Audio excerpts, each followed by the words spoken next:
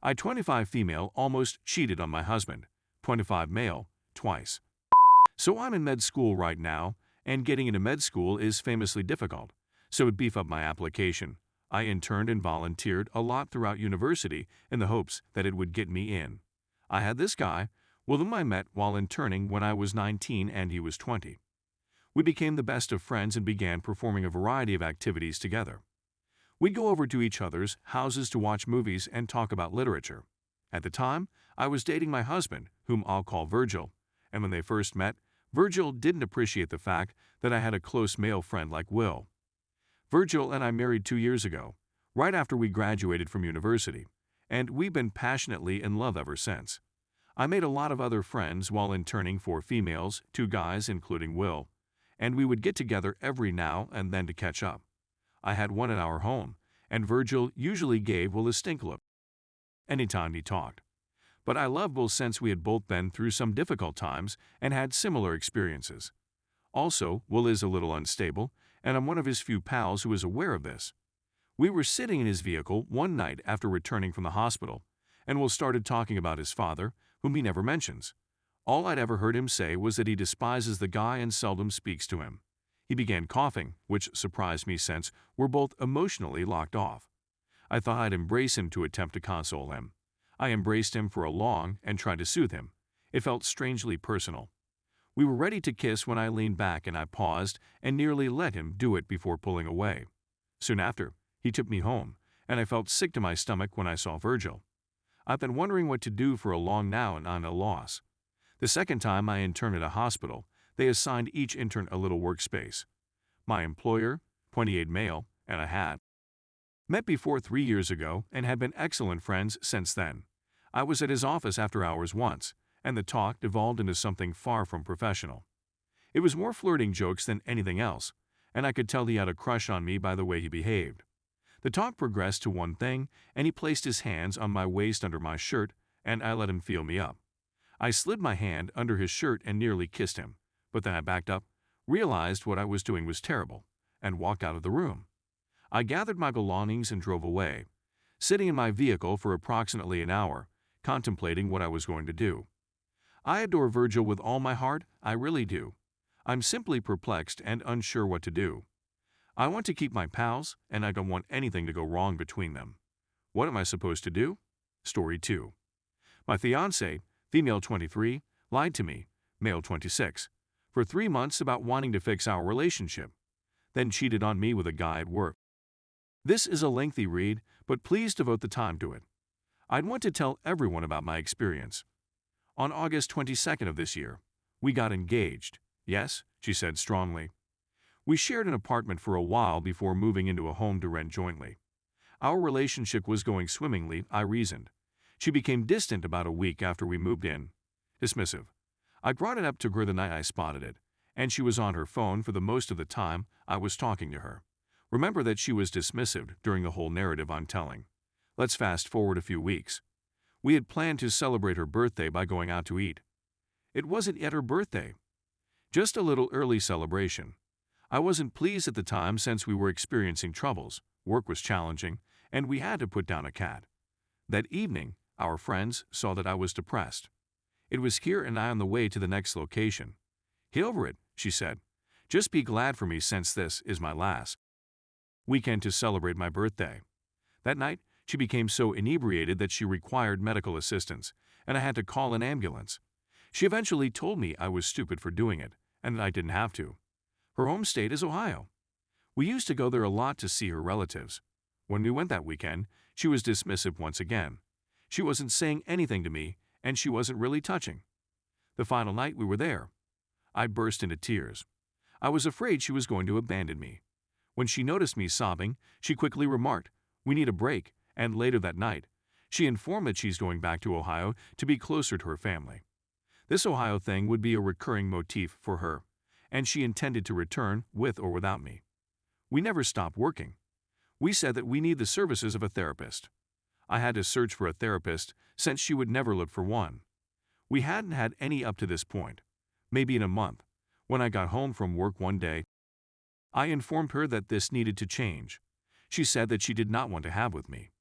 that she is showing an interest in other men. I'd assumed she wasn't cheating on me since she was forthright about the other people. She didn't want to tell me which men, but she eventually revealed one of her coworkers. We went on a date once to attempt to rekindle things. I saw it when she texted her partner, "I would rather be with you, but I have to remain here and act like I wanted to be in this relationship." I called her out on it, and she made up this nonsense. Another time, she became irritated with me and punched me in the face. Then she stated she wasn't sorry for anything, and that I was an emotional, and that's why she doesn't want to have with me. She went on a ladies' excursion on November 19th. I asked her to check in the night before. At the very least, assure me she's okay. I didn't care who she was or what she was up to. All she needed to know was that she was okay. She was never able to. At 2 a.m., I had to ask her. She said that she was. The next day she returned, saying they were going out with the bar staff and that a man attempted to pick her up. I found it unusual that she hadn't told me that the night before. Usually, she would. I was skeptical, so I checked her phone. I discovered that she shared a Snapchat photo of herself and her friends naked butts to another man. I called her out on it, and she quickly accused me of being strange and creepy for looking through her phone. She then exited and went to a friend's place. We split up for a few hours, but I somehow got her back after she begged us to work things out and visit the therapist we had arranged to see. We haven't even attempted counseling yet, she says, so I started putting things together after that. Around Thanksgiving, she began staying late at work, leaving her engagement ring in the vehicle when she returned home, and on December 10th, I saw she was texting the man at work. We traveled to the city on December 11th, and I saw she texted him a few times that day as well. I was irritated. So I brought up all the red flags I had observed the following day, and she exclaimed, "Oh my, I'm so sorry when you put it all like that. It sounds dreadful." This was a dialogue in which she became defensive at first, then not, then again. She said that they only chatted about work. As a result, I requested to read the texts. "Trust me, if you read those, I know how it feels," she remarked. "You'll be enraged." We had planned to have a game night and spend time together later that night. We were playing games when she glanced at her phone a few times.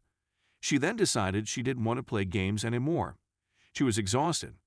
We sat in bed so I could watch television, and she sat perpendicular to me. I saw her feverishly swiping through her phone, and I knew she was hunting for images. I'm thinking to myself, she's giving this man nudes right next to me. Her feet were on top of me. Her phone is charging next to me. I asked her if she wanted to charge her phone as she rolled over. There was no reaction. I stated 2 more things but received no answer. It sounded like it was speaking to a brick wall. I woke up an hour later, slept on the sofa, and dumped her at 7 a.m. on December 13th. She didn't put up much of a fight. She nodded and went to work. She returned later that day and handed me the ring. She admitted to me that she had been fooling about with this man at work and that she had been lying about it. She said she didn't think about me when she did. She even wore the ring while she was having an affair with me. Everyone at work, she said, was aware that something was wrong with them. I inquired as to how long it had been going on. She said she didn't know, but it might be weeks. She later told me, "I didn't have with him. At least, not yet." She couldn't look at me for the whole of the chat, and she didn't apologize. After our chat, I walked upstairs to contact individuals. I went back down. She had left her perfume and hair in the shower and then proceeded to have with this man. I also knew where she was supposed to stay, but she wasn't there. That was the last straw. That was our final in-person discussion. Throughout the 3 months, she would make difficulties, I would want to go, and she would fight back and say, "We can solve it." She became irritated if I was angry or depressed. She did because she stated she felt guilty for feeling this way and that it was affecting her. In addition, she was disdainful. She didn't inquire about me, and her friends didn't speak to me much anymore. She made it seem as though I was the issue. She wouldn't kiss me or even cuddle with me. She'd stay up late on her phone, not talking to me. In retrospect, this was the worst 3 months of my life.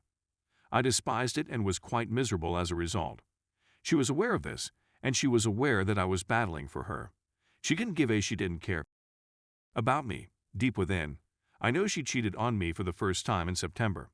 I also have a strong suspicion she had with him before. Now it's all over. I can be content. What this lady did to me will leave a scar on my body for the rest of my life. I can recover and reclaim my identity. I'm furious, upset, and puzzled as of today's post. but I immediately feel better since she's no longer causing me pain. I'll never let a lady take advantage of my affection and lie to me about anything. I'm happy now that she's gone.